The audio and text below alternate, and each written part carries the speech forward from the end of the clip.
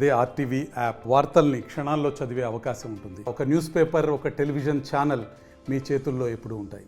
ఆమదాలవలస శ్రీకాకుళం మధ్యన ఉన్నటువంటి 9 కిలోమీటర్ల రహదారిలో వాహన రద్దీలను దృష్టిలో పెట్టుకొని గత ప్రభుత్వం ఈ రోడ్డు విస్తరణ పనులకు శంకుస్థాపన చేసింది. అయితే అప్పట్లో 25% పనులు కూడా పూర్తి కాలేని నెపంతో 2019లో అధికారులకు వచ్చిన వైసీపీ మాత్రం ఆ పనులను రద్దు చేసి పూర్తి స్థాయిలో ఈ పనులు చేపట్టేందుకు మరల శంకుస్థాపనగా అయితే చేశారు. కానీ 5 ఏళ్ళు కావస్తున్నా కూడా నేటికి పూర్తి కానటువంటి ఆ అసంపూర్ణ రహదారిపై జర్నీ చేస్తున్నాం. ఆమదాలవలస నియోజకవర్గానికి ప్రాతినిధ్యం చేస్తున్నటువంటి మాజీ ఎమ్మెల్యే ప్రభుత్వ విప్పు కోన రవికుమార్ ప్రస్తుతం ఏదైతే నడవడానికి అనువుకానిది మృత్యుకోపానికి కేర్ ఆఫ్ అడ్రస్ చెప్పుకున్న ఆ రహదారిపై ఇప్పటి వరకు 17 మంది దుర్మరణం పారయ్యారు. అందులో 8 మంది పోలీసులు ఉన్నారు. క్షతగాత్రుల సంఖ్య అయితే ఎంతమందిని చెప్పేదానికి లెక్క కూడా లేని పరిస్థితి. అటువంటి రహదారిపై ప్రయాణం చేస్తున్నట్టు కోన రవికుమార్ ఈ రహదారిపై ఎటువంటి స్పందిస్తారు చూస్తే కానీ మీ హయాంలో శంకుస్థాపన జరిగింది, 25% పనులు పూర్తి కాలేదు, రద్దు చేయడం జరిగింది. 5 ఏళ్ళు కావస్తూ ఉంది. ఈ రహదారి నిర్మాణంలో ప్రతిపక్షంగా మీరు ఎటువంటి పోరాటాలు చేశారు? ఇవి దుర్మరణాలా లేకపోతే హత్యల? శ్రీకాకుళం ఆమదాలవలస మధ్యలో ఉన్నటువంటి రహదారి 10 కిలోమీటర్ల మీద జరిగినటువంటి ప్రతి ఒక్క ప్రమాదం అది ప్రభుత్వ హత్యలే. ఇంకా ఒక అడుగు ముందుకేస్తే దీనికి పూర్తిగా ధర్మాన ప్రసాదరావు గారు, తమ్మినేని సీతారాం వీరిద్దరూ ఒకరు స్పీకర్ పదవిలో, ఒకరు మంత్రి పదవులు ఉండి కూడా ఈ రోడ్డు నిర్మాణాన్ని పూర్తి చేయకపోవడం వల్ల జరిగినటువంటి ఈ ప్రమాదాల్లో వాళ్ళిద్దరే పూర్తి బాధ్యత వహించాలి. ఎందుకనంటే ఒక ప్రజాప్రతినిధులుగా ఉంటూ ప్రజలకి కనీసం మౌలిక సదుపాయాలు కల్పించలేనటువంటి ప్రజాప్రతినిధులు 5 సంవత్సరాలు అయినా సరే మరి ఈరోజు వాళ్ళు అసలు ప్రజాప్రతినిధులుగా ఉండడానికి అనర్హులు.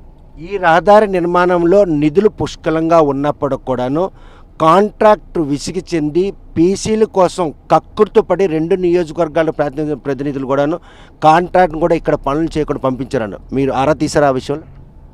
ఇవన్నీ అదా నేను ఎప్పుడో మాట్లాడుతున్నాను కదా, ఈరోజు కొత్తగా మాట్లాడేయండి. నేను ఆ రోజు శాసనసభ్యుడిగా ఉన్నప్పుడు 37 కోట్ల రూపాయలు నిధులు మంజూరు చేయించి సెంట్రల్ రోడ్ ఫండ్ నిధులు మంజూరు చేయించి పనులు కూడా ప్రారంభించాను. ఆ పనులు ప్రారంభించిన తర్వాత పనులు కూడా కొంత ముందుకు వెళ్ళిన తర్వాత ఎన్నికలు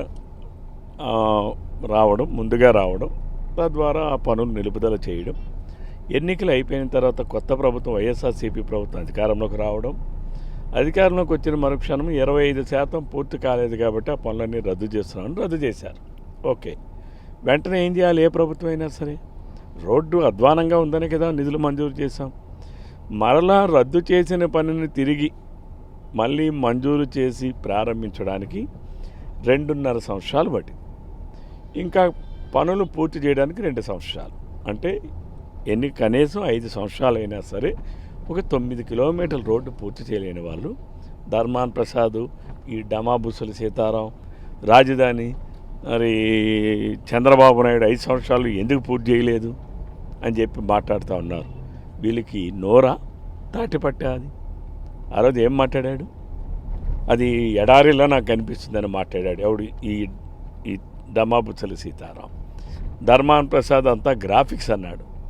మరి ఈరోజు ఈ రోడ్డు ఏంటి?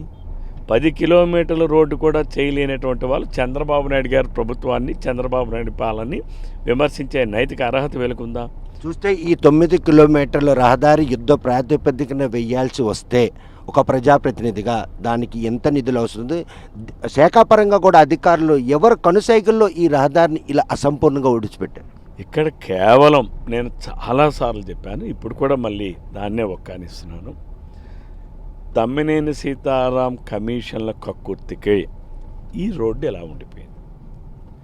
పాప కాంట్రాక్టర్ అప్పులు చేసావు, భార్య మెడలో ఉన్నటువంటి పుస్తుల్ని తాకట్టు పెట్టావు, 22 కోట్ల రూపాయలు ఈ రోడ్డు మీద పనులు చేసిన, 16 కోట్ల రూపాయలు ప్రభుత్వానికి బిల్లు రూపంలో సమర్పించిన, ఇప్పటికీ 1.5 సంవత్సరాలు అయినప్పటికీ కూడా ₹1 కూడా ప్రభుత్వం నుంచి రాలేదు. దానికి తోడు పులి మీద పుట్టల, లేకపోతే అదేదో నెత్తి మీద తాటిపండు పడినట్టుగా చెట్టు కింద కూర్చుంటే ఈ సీతారాం తాలూకా కమిషన్ల కక్కుర్తి, బ్లాక్మెయిలింగ్, హెరాస్మెంట్, దానివల్లనే కాంట్రాక్టరు రాత్రికి రాత్రి ఈ రోడ్డుని విడిచిపెట్టి అనాథగా విడిచిపెట్టి వెళ్ళిపోయాడు. ఆయన కూడా అనాథలాగానే వెళ్ళిపోయాడు. ఎందుకంటే ప్రభుత్వమా ఒక పక్కన డబ్బులు ఇవ్వలేదు సరి కదా. పనులు చేస్తామని అనుకుంటే వీళ్ళ అవినీతి కోసం కోట్లాది రూపాయలని ఇప్పటికే ఆయన దగ్గర కోట్ల రూపాయలు దండుకున్నాడు. ఒక ప్రజాప్రతినిధిగా మీరు ప్రయాణం చేస్తున్న ఈ రహదారిపై మీకు ఎలా అనిపిస్తుంది? ఇటీవల చాలామంది దుర్మరణం పాలు, ఆ కుటుంబాలకు ఏం సమాధానం చెప్తారు? ఒక ప్రతిపక్ష పార్టీ నేతగా అధికార పార్టీ 5 ఏళ్ళ అలసత్వాన్ని. మీరు 17 మంది చనిపోయారు అన్నారు, కానీ నాకున్న సమాచారం ప్రకారం 32 మంది చనిపోయారు. ఈ 32 మంది చనిపోయిన దాంట్లో కూడా ఇవన్నీ కూడా ప్రభుత్వ హత్యలే. అయితే వాళ్ళే కాకుండా క్షతగాతులు అయిపోయిన వాళ్ళు 200 మంది ఉన్నారు. అంటే ఇప్పటికీ కాళ్ళు చేతులు ఇరిగిపోయిన వాళ్ళు, నడుము ఇరిగిపోయిన వాళ్ళు. మరి నా సొంత మేనకోడలు, అంటే ఎగ్జాంపుల్ చెప్తున్నాను, వాళ్ళ నాన్నగారు బండి మీద వెళ్తూ ఉంటే తను కూడా ఈ రోడ్డు గాతల్లోనేమో ఆ కుదుపులకి పడిపోయింది. బండిపై నుంచి పడిపోయి తనకు కూడా తలకు దెబ్బలు అయితే తను కూడా ఒక దశలో మేము చాలా అపాయానికి వెళ్ళాం. అంటే ఇది ఎలాంటి సంఘటనలు ప్రతిరోజుకోటి జరుగుతున్నాయి, రోజుకొకటి. కాబట్టి వీటిని నేను సీతారాం అవినీతికి వీళ్ళందరూ బలవుతున్నారు. కుటుంబ సభ్యులు బలవుతున్నారు, స్నేహితులు బలవుతున్నారు, ప్రజలు బలవుతున్నారు.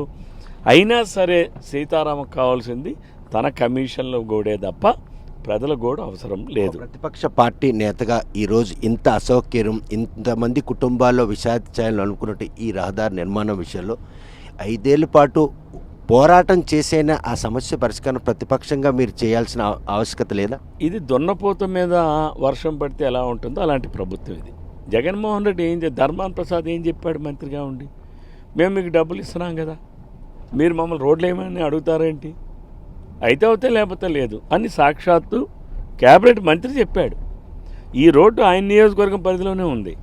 మరి ఆయన చెప్పాక నేను ఎన్ని పోరాటాలు చేశాం? నేను పోరాటాలు చేశాం, పత్రికల్లో మాట్లాడాం, రోడ్డు మీదకి వచ్చి రోడ్డు మీద పోరాటాలు చేసాం, ఇది పోరాటాలు చేసాం. వీటిపైన కూడా మా మీద కేసులు పెట్టారు, కానీ పనులు పూర్తి చేయలేదే. సాక్షాత్తు మంత్రులే చెప్తున్నారు, మేము మీకు డబ్బులు ఇస్తున్నాం, నిన్న మీకు డబ్బులు ఇస్తున్నాం, మీరు మమ్మల్ని రోడ్లు వేయమని అడగండి, వీధి రైట్లు వేయమని అడగండి, చెరువులు తవ్వించమని అడగండి, మీరేం మాకు అడగద్దు, మీరు బానిసల్లా మాకుండండి, లేకపోతే మేము మిమ్మల్ని కేసులు పెడతాం అని చెప్పి ప్రజలను భయపెట్టి. ఈ రహదారిపై ప్రయాణం ఎవరైనా కూడా ఇంటి నుండి బయటకు వస్తే తిరిగి ఇంటికి మనిషి వస్తాడా లేకపోతే మృతదేహం వస్తుందా అన్నటువంటి పరిణామాలు ఉన్నాయి. ఇంతలో కోడ్ అమల్లో ఉన్న నేపథ్యంలో కనీసం తాత్కాలిక మరమ్మతులకైనా ఏమైనా అవకాశం ఉందా? ఎలా ఉంటుంది? జగన్మోహన్ రెడ్డి అసలు ఖజానా అంతా గుల్ల చేసిపోతే పెన్షనర్స్కి నిన్న డబ్బులు ఇవ్వడానికే, సామాజిక పింఛన్లు ఇవ్వడానికే డబ్బులు లేవు. అప్పు చేసి అప్పు డబ్బులు వచ్చే తప్ప డబ్బులు ఇవ్వలేని పరిస్థితి. ఈరోజు కూడా ఉద్యోగస్తులకు జీతాలు ఇవ్వలేని పరిస్థితి. కాబట్టి ఈరోజు ఇక్కడ ఆయన రిపేర్ చేయడానికి ఎవరు బాధ్యత వహిస్తారు? ఎవరు ఇస్తారు డబ్బులు? అందులో ఎలక్షన్ దీంట్లో ఉన్నారు.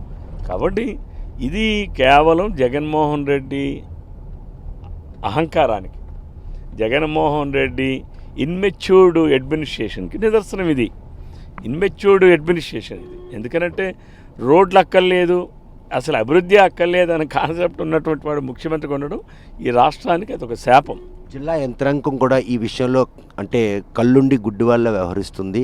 అత్యవసరమైన రోడ్డు, వందలాది వాహనాలు, లక్షలాది మంది ప్రయాణికులు ప్రయాణిస్తున్న ఈ రహదారిపై ఆంధ్ర వరుస కనెక్టివిటీ కూడా శ్రీకాకుళం పట్టణంకి కొంతమంది రోగులు కూడా హాస్పిటల్కి వచ్చి ప్రాణాలు కోల్పోయిన పరిస్థితి. ఇటువంటి పరిణామాలు చూసుకుని ఈ రహదారిని జిల్లా యంత్రాంగం తాలూ వ్యవహార శైలిని ఏ విధంగా? నేను జిల్లా యంత్రాంగాన్ని తప్పు పడుతున్నాను, కానీ వాళ్ళు ఏం చేయగలరు? ప్రభుత్వం పాలసీ విధానాల్లోనే లోపం ఉన్నప్పుడు అధికార యంత్రాంగం ఏం చేస్తుంది? నేను ఆ రోజు ఇదే రోడ్డుని నేషనల్ హైవే అథారిటీలో కలపడానికి నేను ఇక్కడ సర్వే చేయించాము. ట్రాఫిక్ ఎంత ఉంటుందనేది ఇవన్నీ కూడా రిపోర్ట్స్ అన్ని పెట్టి కేంద్ర ప్రభుత్వానికి అప్పటి ముఖ్యమంత్రి చంద్రబాబు నాయుడు గారితో రికమెండ్ చేయించి పంపించాం. అయితే ఆ రోజు ఎన్నికలు సమీపించాయి, అది నేషనల్ హైవేలోకి ఇంక్లూషన్ కాలేదు. ఈ ఆంధ్రప్రదేశ్ నియోజకవర్గంలో 3 రోడ్లు ప్రతిపాదన చేశాను. చిలకపాలెం, రామభద్రంపురం రోడ్డు చేశాను. అది జిఎంఆర్ గారు, గ్రంథి మల్లికార్జునరావు గారు వ్యక్తిగతంగా ఆయన పర్స్యూ చేయడం వల్ల కేంద్ర ప్రభుత్వంలో ఆ రోడ్డు ఇప్పుడు నేషనల్ హైవే పరిధిలోకి వెళ్ళిపోయింది, స్టేట్ హైవే పరిధి నుంచి. అలాగే ఈ రోడ్డు ఒకటి శ్రీకాకుళం అంటే Kalingapatnam Kalingapatnam, Srikakulam, Parvathipuram road, CSP road.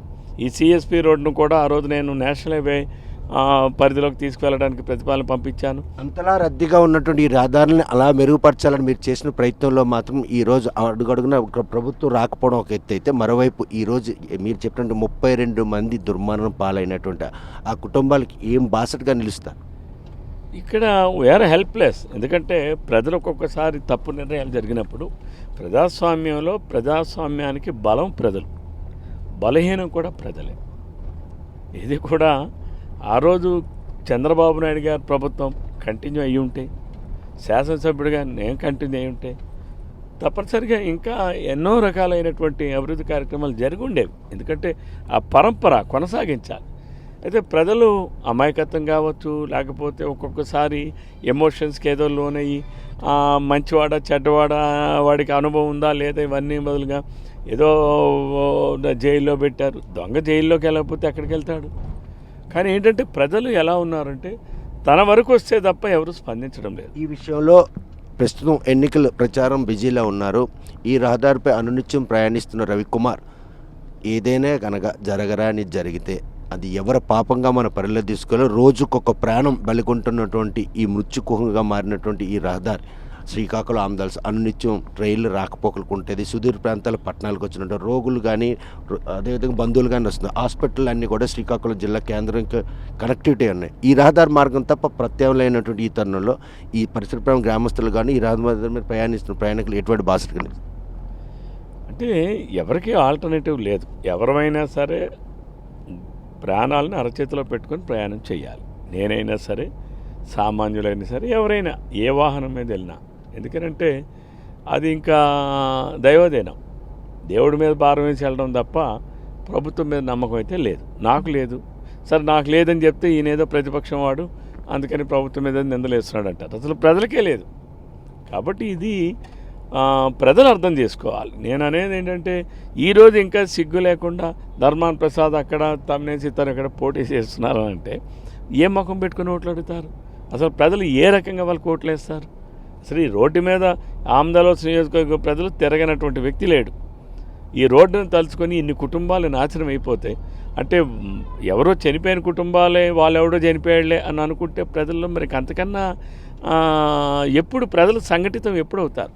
ఒక కాకి చచ్చిపోతే 100 కాకులు చుట్టూ చేరి అరుస్తాయి.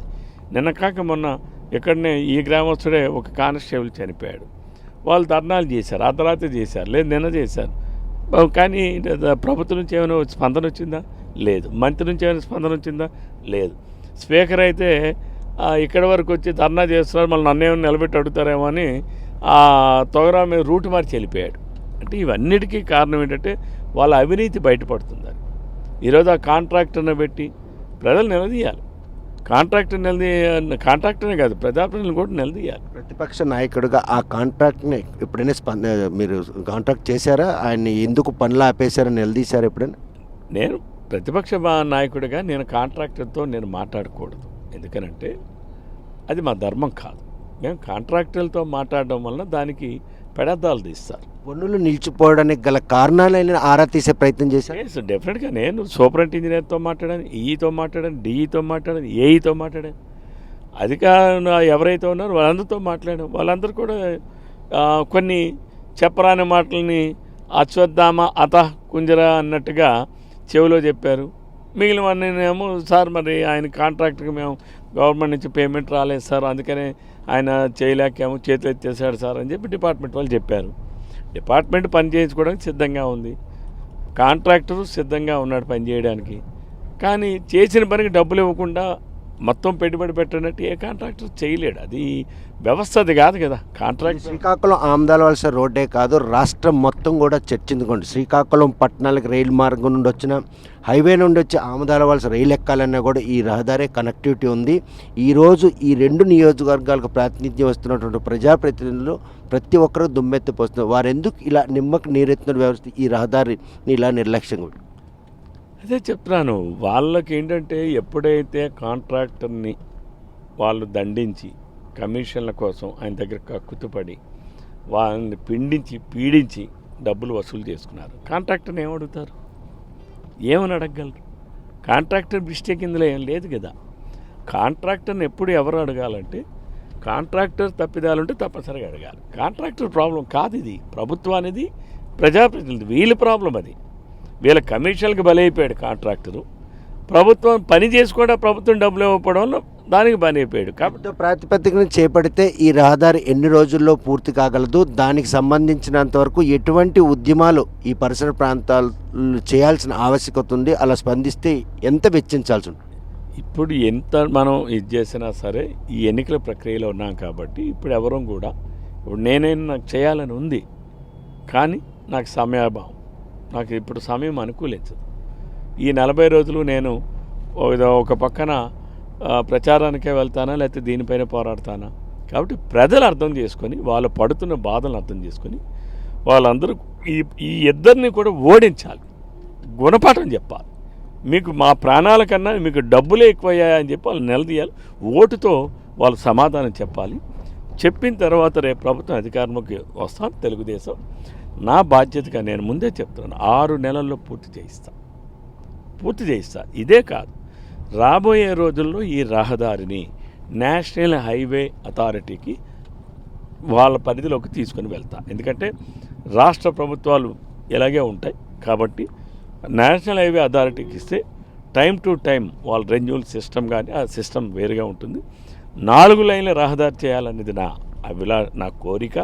తద్వారా ఇక్కడ ఉన్నటువంటి ఈ చుట్టుపక్కల ప్రాంతాల్లో ఉన్నటువంటి ప్రజల ఆస్తులు విలువలు పెంచాలని, తద్వారా పారిశ్రామిక అభివృద్ధికి కూడా తోడ్పాటు అవుతుందని నేను నమ్ముతా ఉన్నాను. కాబట్టి రేపు భవిష్యత్తులో నేను శాసనసభ్యుడిగా గెలిచిన తర్వాత తెలుగుదేశం ప్రభుత్వం అధికారంలోకి వచ్చిన తర్వాత 6 నెలల్లో ఈ రోడ్డుని పూర్తి చేయించేదానికి, ఎందుకంటే ప్రభుత్వం వచ్చి సెటిల్ అవ్వాలి. సెటిల్ అయ్యి 2-3 నెలలు అయినా అయితే తప్ప సెటిల్ అవ్వదు. ఎందుకంటే జగన్మోహన్ రెడ్డి మొత్తం చచ్చు రూపాయి కూడా లేకుండా తినేపోయాడు. కాబట్టి మళ్ళీ ప్రభుత్వంలో ఇది చేసుకొని అధికార యంత్రాంగంతో రివ్యూ చేసుకొని తప్పనిసరిగా దీన్ని ఒక 6-7 నెలలు యుద్ధ ప్రాతిపదికన పూర్తి అయ్యేటట్టుగా చర్యలు తీసుకుంటాం. రాబోయే రోజుల్లో దీనిని నేషనల్ హైవే అథారిటీకి కూడా ఈ రోడ్డుని అప్పచెప్పిస్తాను. చూస్తే కనుక 5 ఏళ్ళుగా అసంపూర్ణంగా ఉన్నటువంటి ఈ రహదారిపై ప్రయాణం చేసినటువంటి ప్రతిపక్ష నాయకుడిగానే కాకుండా ఒక ప్రయాణికుడిగా ఈరోజు ఈ రహదారి దుస్థితిని స్పష్టంగా వివరించారు. పెరిగిన వాహనాల రద్దీని దృష్టిలో పెట్టుకొని తమ ప్రభుత్వ హయాంలో 32 కోట్ల రూపాయలతో ఈ రహదారిని విస్తరణ పనులు చేపట్టినా కూడా 25% పనులు పూర్తి కాలేదని వైసీపీ ప్రభుత్వం ఈ పనులు రద్దు చేసి మళ్ళీ ఆ పనులు ప్రారంభించిన 2.5 సంవత్సరాలు పట్టినా కూడా ఇప్పటికీ పూర్తి కాకపోవడంతో ఈ రహదారిపై ప్రయాణించినటువంటి 32 మంది ఇప్పటికే దుర్మరణం పాలయ్యారు. కాకపోతే ఈ రహదారి నిర్మాణం ప్రస్తుతం కనీసం మరమ్మతులు చేయడంలో కూడా ఆటంకం ఉన్న ఈ నేపథ్యంలో ఏదైతే ఈ రహదారి నిర్మాణంలో జాప్యానికి కారకమైనటువంటి 2 నియోజకవర్గాలకు చెందినటువంటి వైసీపీ అధికార ప్రతినిధులు తమ్మినేని సీతారాం, ధర్మాన్ ప్రసాద్లు ఇద్దరిని కూడాను ప్రజాక్షేత్రంలో ప్రజలు ఈ ప్రాణాలు కోల్పోయినటువంటి ప్రతి ఇంటి బాధ్యులతో పాటు వారికి వచ్చిన కష్టాన్ని పరిధితో ఓటుతో సమాధానం చెప్పి రాబోయే ఎన్నికల్లో వారిని ఓడించాలి. ఈ రహదారి దుస్థితే వారికి కూడా కలగాలని చెప్పి ఆయన కూడా సూచన చేస్తున్నారు. మరోవైపు ఒడిశా నుండి శ్రీకాకుళం కనెక్టివిటీ ఉన్నటువంటి ఈ 9 కిలోమీటర్ రహదారి నిర్మాణం విషయంలో జాప్యం చేసినటువంటి ఆ ఇద్దరు ప్రజాప్రతినిధులకు 2024 సార్వత్రిక ఎన్నికల్లో ఓటర్లు ఎటువంటి గుణపాఠం చెబుతారా అన్న విషయం వేచి చూడాల్సిందే. వీడియో జర్నలిస్ట్ రాంకృష్ణతో సత్యం, RTV శ్రీకాకుళం. మరిన్ని వీడియోస్ కోసం ఛానల్ ని సబ్స్క్రైబ్ చేయండి. లేటెస్ట్ అప్డేట్స్ కోసం వాట్సాప్ ఛానల్ ని ఫాలో చేయండి. అండ్ లింక్ డిస్క్రిప్షన్ లో ఉంది.